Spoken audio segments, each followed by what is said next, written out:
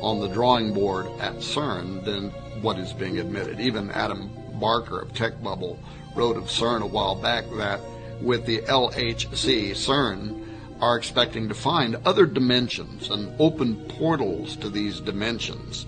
If you have the image of Stargate in your head right now, you're spot on. That's what he said.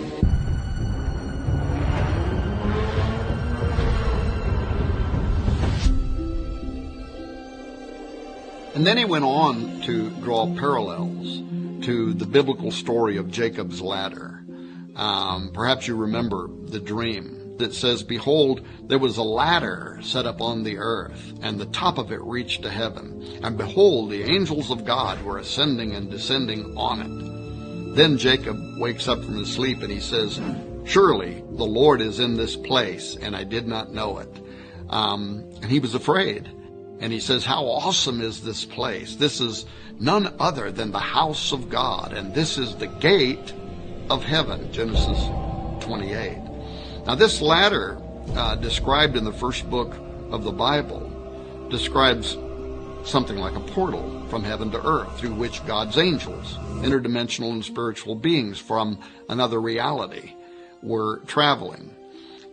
When Jacob wakes up, he refers to the location as a gate, much like today's trendy terms gateway or Stargate.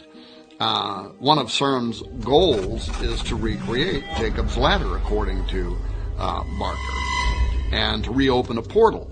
Now, Sergio Bertolucci, who is the official director for research and scientific computing at CERN, he was asked a while back about this extra-dimensional doorway by the Register, which is a London and New York operated science and technology journal. And he didn't hesitate with an enlightening response. He said, "Yes, out of this door might come something, or we might send something through it."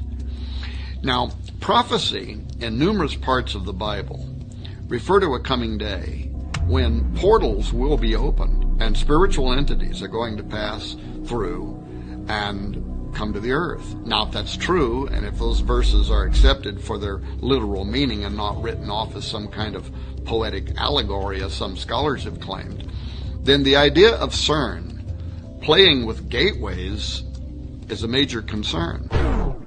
This is Houston.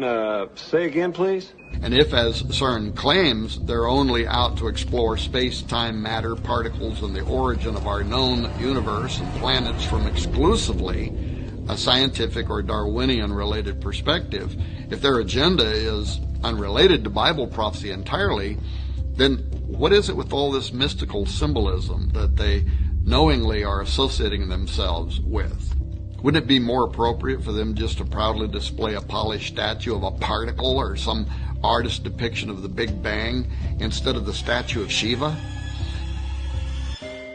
For those who have not yet heard about this controversial piece of art that CERN proudly exhibits between buildings 39 and 40 near the main building of their operation, it stands as really the most visible and celebrated imagery behind their work, Shiva. This is the Hindu god of destruction.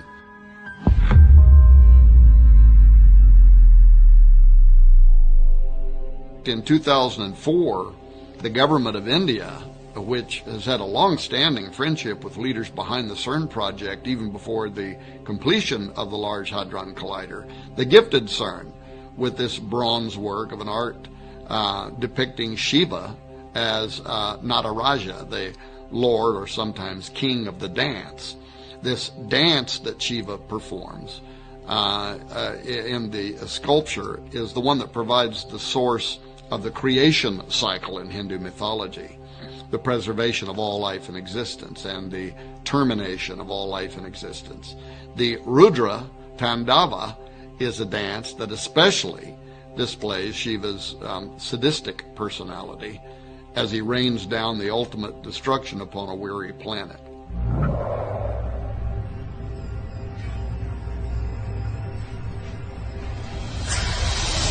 The plaque at the side beside the statue, however, reads in part, "Hundreds of years ago, Indian artists created visual images of dancing Shivas in a beautiful series of bronzes. In our time, physicists have used the most advanced technology to portray the patterns of the cosmic dance. The metaphor of the cosmic dance thus unifies ancient mythology, religious art, and modern physics. So right there out in the open for all to see is a direct correlation between the Hindu perception of Shiva hundreds of years ago, which is the concept of destroyer that I explained a moment ago, and our time, unifying, quote, ancient mythology, religious art, and modern physics. Something is going on. You think everything's a conspiracy. Everything is. Additionally, and perhaps even more important, there's a significant section of CERN that is built upon the St. Genus Poili, which is a commune in Ain, a department of France. In Roman times, the St. Genus Poili was called Apaliacum, but the town and a temple were dedicated there in ancient times to Apollyon, the destroyer, the Shiva Horus, if you will. Apollyon is also the angel of the bottomless pit, referred to in Revelation 9:11. And then there is a connection between CERN and the Gothard Base Tunnel, the GBT, which is the world's deepest and longest tunnel system, consisting of two parallel passages, each moving in a single direction on a single track. The GBT passes directly beneath St. Gothard's Pass, a strategic north-south corridor that connects northern and southern Switzerland.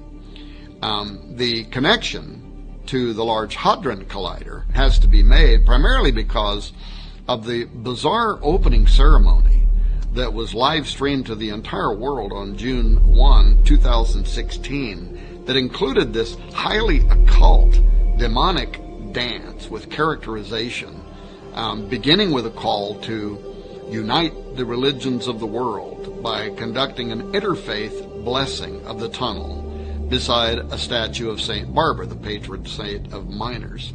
Following the blessing at the statue of St. Barbara, the press, along with visiting dignitaries, also paid tribute to the 9 miners who had lost their lives during construction of the tunnel. Bodio's southern portal provided the visiting dignitaries a disturbing parade, really, of miners, erotic dancers, zombies, fallen angels, all of whom were obeying the call of what they called the shepherd, whose yodels invoked the appearance of the event's infernal master of ceremonies, a goat man, portrayed by a young and energetic dancing male. This creature is shown with a Baphomet headdress, a goat demon's head, if you will, and a goat body costume with a hairy pelt, and then it had a formal tuxedo over the top. The imagery was heavily evocative of the German and Bavarian Christmas demon known as Krampus. Now, according to tradition, Krampus accompanies St. Nicholas on his midwinter rounds with the intent to steal boys and girls, putting them into a basket carried on his back, or he may decide to beat them with branches for being naughty. Maurice Bruce published a book on pre-Christian alpine traditions in 1958, and he had this to say about the half-goat, half-demon entity.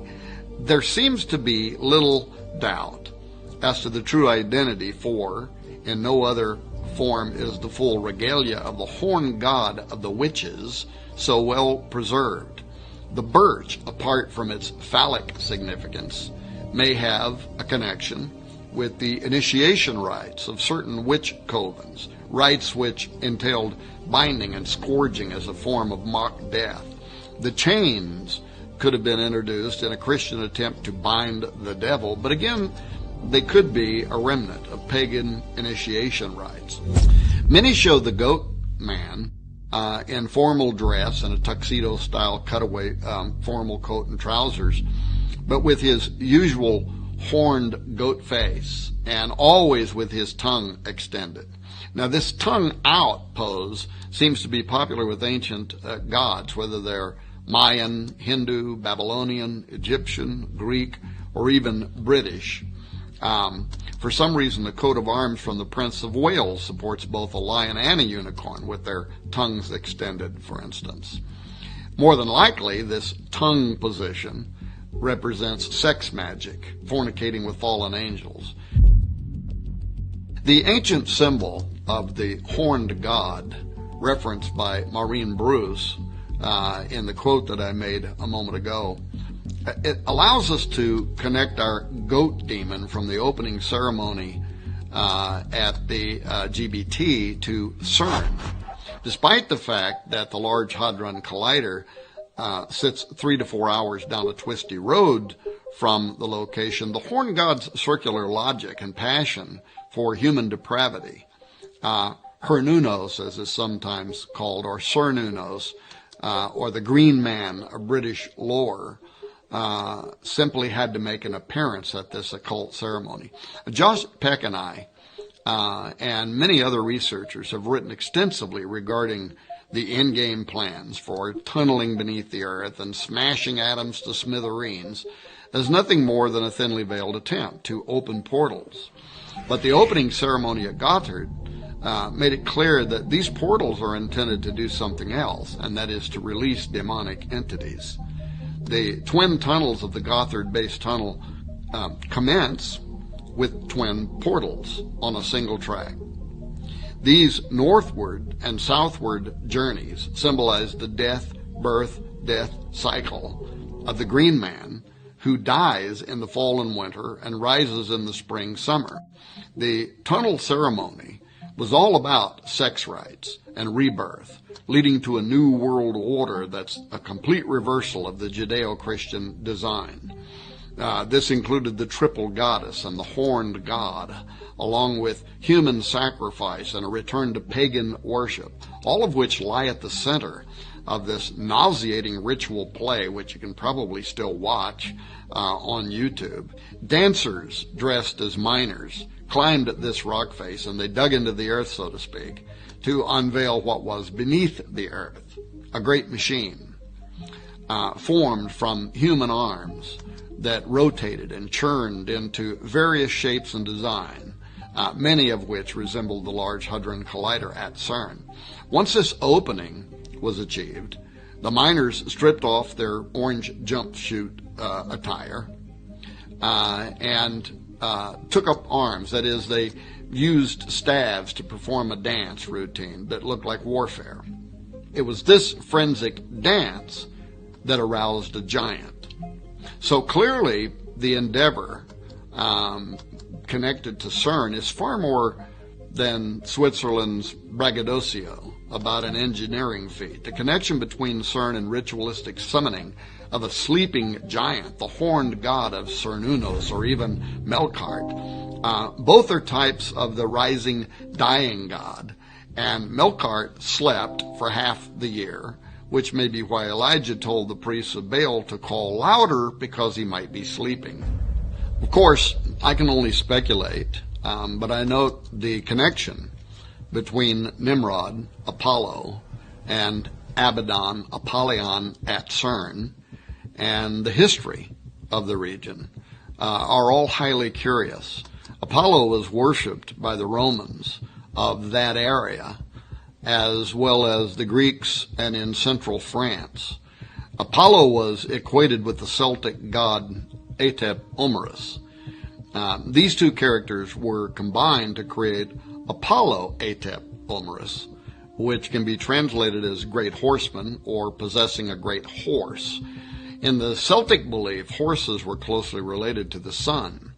The interesting thing to note is the connection between this idea of Apollo being associated with horses in France, where part of the LHC and CERN resides, and what the book of Revelation states about Abaddon, where it says, "And the shapes of the locusts were like unto horses prepared unto battle, and on their heads were as it were crowns like gold, and their faces were as the faces of men, and they had a king over them, which is the angel of the bottomless pit, whose name in the Hebrew tongue is Abaddon, but in the Greek tongue hath his name Apollyon. End quote.